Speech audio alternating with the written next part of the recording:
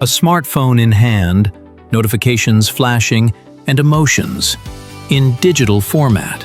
We live in an era where with a single flick of a finger, we convey joy, anger, or love. Technology has overturned the very nature of our feelings. What once required a personal meeting, an eye-to-eye gaze, today happens through a screen. We send a heart instead of a hug, an emoji instead of a smile. And therein lies the astonishing paradox of our time. Never before have people had so many ways to connect with each other, and never have they felt so alone. We are constantly connected, but are our connections truly deep? Sociological studies reveal a shocking picture. The level of loneliness grows proportionally to the number of digital contacts. Smartphones have created the illusion of closeness, but have stripped away its authenticity. We have learned to communicate faster, but have unlearned how to listen. Technology has changed the very structure of emotional experience. Now we expect instant reactions, are accustomed to constant stimulation, and have lost the ability for deep presence. But does this mean that the digital revolution has destroyed our emotional world? Or are we on the threshold of a new evolution of feelings? What does it mean to possess emotional intelligence in a world where communication increasingly happens through screens? The classic model of EI, developed by late 20th century psychologists, included 4 key components: self-awareness, self-regulation, empathy, and social skills. But today, each of them is transforming under the influence of the digital environment. Self-awareness now includes understanding one's digital footprint and virtual identity. We create online versions of ourselves that can both reflect and distort our true self. Self-regulation has gained a new dimension. It's not only about managing emotions in real time, but also the ability to regulate one's reactions in asynchronous communication, when minutes, hours, or days pass between messages. Empathy in a digital context requires the ability to read emotional subtext without nonverbal cues, intonation, facial expressions, gestures. We learn to recognize feelings through word choice, emoji use, even response time. Social skills have transformed into the ability to maintain meaningful connections across different platforms, understand the unwritten rules of digital etiquette, and create an atmosphere of trust in virtual spaces. Interestingly, some aspects of EI are amplified in the digital environment. For example, many introverts have found it more comfortable to express their feelings through text than in face-to-face communication. Other components, however, weaken. Research shows that the ability to recognize emotions from faces decreases in generations raised with gadgets. Modern emotional intelligence is becoming hybrid. It requires mastery in both the real and virtual worlds. Every touch of a smartphone screen is a new neural connection in our brain. Gadgets are not just tools, they are invisible sculptors of our emotional habits. The mechanism is simple and insidious: instant gratification. A like on a social network triggers a dopamine release, the same hormone responsible for feelings of pleasure. Our brain quickly learns. Want joy? Check your notifications. This is how a dependence on digital reinforcement forms, one that never existed in all of humanity's previous history. We become collectors of instant reactions, not builders of deep emotional connections. Studies show that the average user checks their phone 150 times a day. These are 150 micro moments when we interrupt a real emotional experience for a digital one. Gradually, the very patterns of emotional response change. We get used to simplified emotions, those that can be expressed quickly and receive an immediate response. Complex feelings, ambiguity, bittersweet sadness, quiet joy, are pushed to the periphery of emotional experience. They require time and depth, which are absent in the world of instant reactions. Another phenomenon is emotional multitasking. We simultaneously empathize with a friend in a messenger, react to news in our feed, and respond to a work email. This fragmentation of attention reduces the intensity of each individual experience. We feel more, but more superficially. Can one truly understand a person without seeing their eyes? Digital empathy has become one of the most controversial phenomena of our time. When we communicate through a screen, we lose 90% of non-verbal information: micro-expressions, body language, tone of voice. It is precisely these signals that for millennia have helped us tune into another person's emotional wavelength. Neurobiologists assert, our brain literally mirrors another person's state through the activation of mirror neurons. But what happens when there's a screen between us? Research shows a paradoxical picture. On the one hand, young people who grew up in the digital age demonstrate a reduced ability to recognize emotions from faces in real-life communication. On the other hand, they develop unique digital empathy skills. They pick up on mood through word choice, response time, and even punctuation style. This is neither worse nor better, it's simply different. We are witnessing the birth of a new form of emotional interaction. Virtual support can be deeply therapeutic. People sometimes open up more to online interlocutors than to loved ones in real life. Anonymity and distance create a safe space for vulnerability. But there is also a flip side, the illusion of understanding. We fill in the blanks for the interlocutor, projecting our expectations onto their messages. Text becomes a mirror in which we see our own emotions, not the feelings of another person. A yellow face winks from the screen. A heart flies in response to a confession, and anger is expressed through a red screaming mask. Emojis, these tiny digital symbols, have become the new language of our emotions, a universal code of feelings in a world where borders between countries are erased with a single touch of the screen. Small pictograms have revolutionized how we express ourselves. In 2015, the face with tears of joy was even recognized as the word of the year by the Oxford Dictionary. For the first time in history, not a word, but a symbol received such recognition. This is not just an amusing fact, but evidence of a deep transformation in emotional communication. Emojis filled the void that text created. When we lost intonation, facial expressions, and gestures, these small pictures returned an emotional nuance to our messages. The same sentence, "I'm waiting for you," can sound like a threat, a promise, or neutral information, and it is the emoji that helps determine what was meant. Linguists note that emojis perform the function of digital gestures. They do not replace words, but complement them, just as body language complements speech. But there is also a downside. Standardized symbols compress the richest spectrum of human emotions into a few dozen icons. Complex, multifaceted feelings, light sadness, nostalgic joy, trembling excitement, do not have their own emojis. We are forced to simplify, to reduce nuances to basic emotions. Psychologists warn, the habit of expressing feelings through symbols can weaken the ability to articulate emotional states with words. Children and adolescents, whose emotional vocabulary is only forming, are especially vulnerable. Studies show that the generation that grew up with emojis has difficulty verbally describing their experiences. It's easier for them to send a picture than to choose words. Social media is a special space where our emotions simultaneously blossom and wither. They have become true laboratories of feelings, providing unprecedented opportunities for emotional interaction.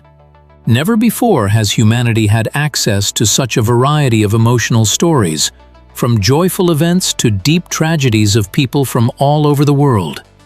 This new emotional environment has its unique advantages. People with social anxiety find a safe territory for expressing feelings in the online space. Teenagers from small towns receive emotional support from like-minded people they would never meet in real life. Thematic communities become islands of understanding for those who feel misunderstood in their everyday environment. But every coin has two sides.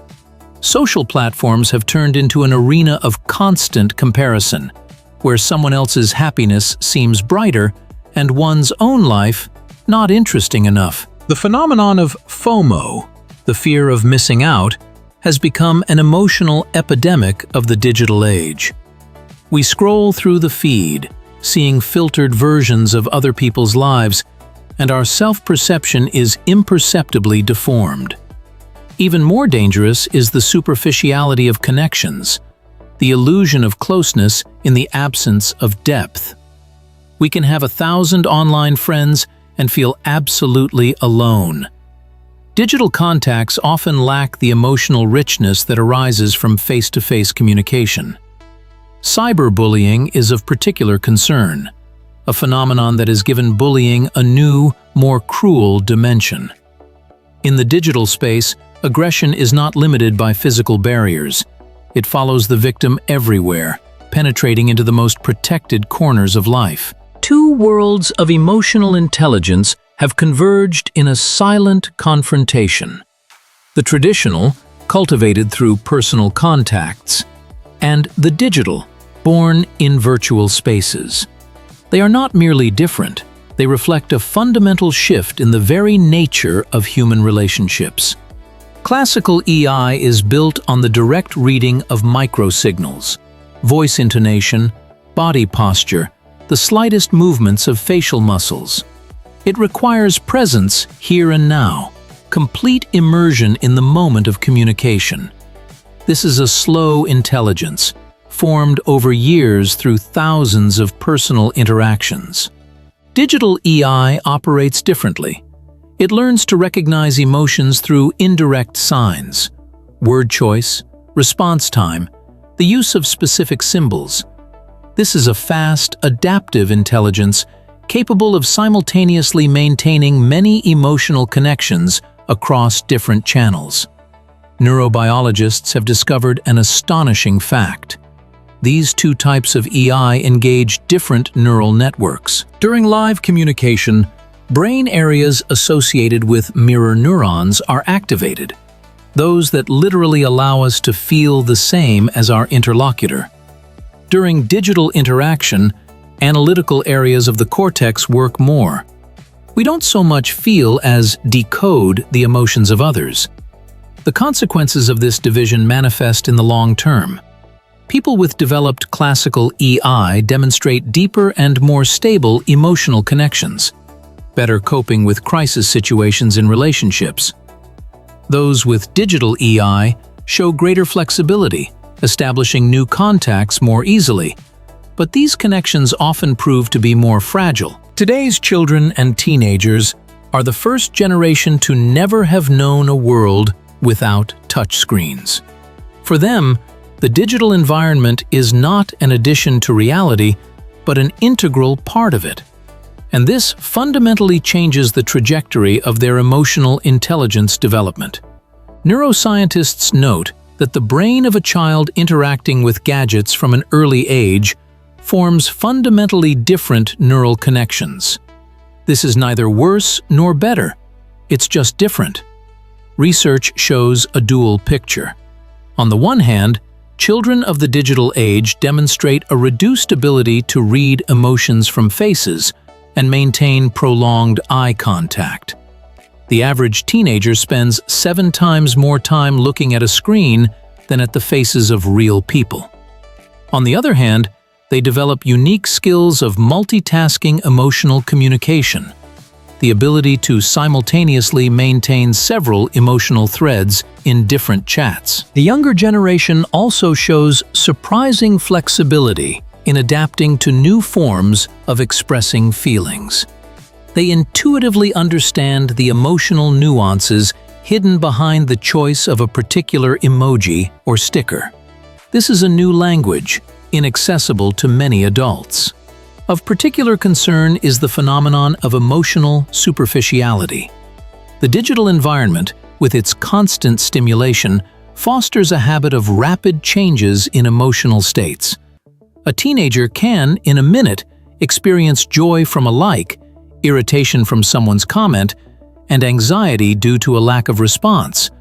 But all this at a superficial level. Parenting in the digital age is like walking a tightrope between protecting a child and giving them freedom to develop. Modern parents face an unprecedented challenge: how to control children's interaction with technology without suppressing their emotional development. The answer lies not in the quantity of restrictions, but in their quality. Smart parental control isn't about prohibitions, but about guidance. Studies show that children whose parents simply limit screen time without explanation often develop an unhealthy relationship with technology. They either rebel against the restrictions or become dependent on digital stimulation. Instead, an effective strategy involves jointly exploring the digital world. When a parent becomes a guide, not a supervisor, space is created for healthy emotional development. Discuss the content your child consumes with them. Ask questions. How do you feel when you see this post? What do you think the author of this message felt? Such dialogues transform passive consumption of information into active development of emotional intelligence. Instead of a total ban on social media, create rules for digital hygiene. Define zones and times free from gadgets, family dinner, the hour before bed, joint walks. These islands of real communication become invaluable practice for classic emotional intelligence. In a world where digital technologies have become an extension of our senses, the development of emotional intelligence requires new approaches. I propose practical exercises that combine traditional methods with innovative digital tools. Start with a digital detox. Dedicate 30 minutes daily without gadgets, being fully present in the moment. Observe your sensations, how your breathing, bodily reactions, and thoughts change. Gradually increase this time. To develop digital empathy, use special simulator applications that recreate emotional situations. For example, the game Empathy offers scenarios where you need to determine characters' feelings from their messenger messages. Meditative applications with emotion tracking functions will help develop self-awareness. Record your reactions to digital interactions, noting which messages evoke joy, anxiety, or irritation. Practice conscious content consumption. Before scrolling through your feed, formulate an intention. Or, after viewing, analyze how your mood has changed.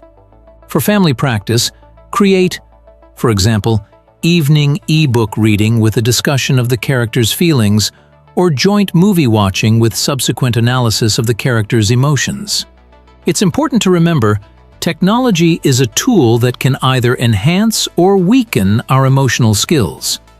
The key to success is mindfulness and a balance between the digital and real worlds. We stand on the threshold of a new era, a time when artificial intelligence becomes a full-fledged participant in emotional interactions.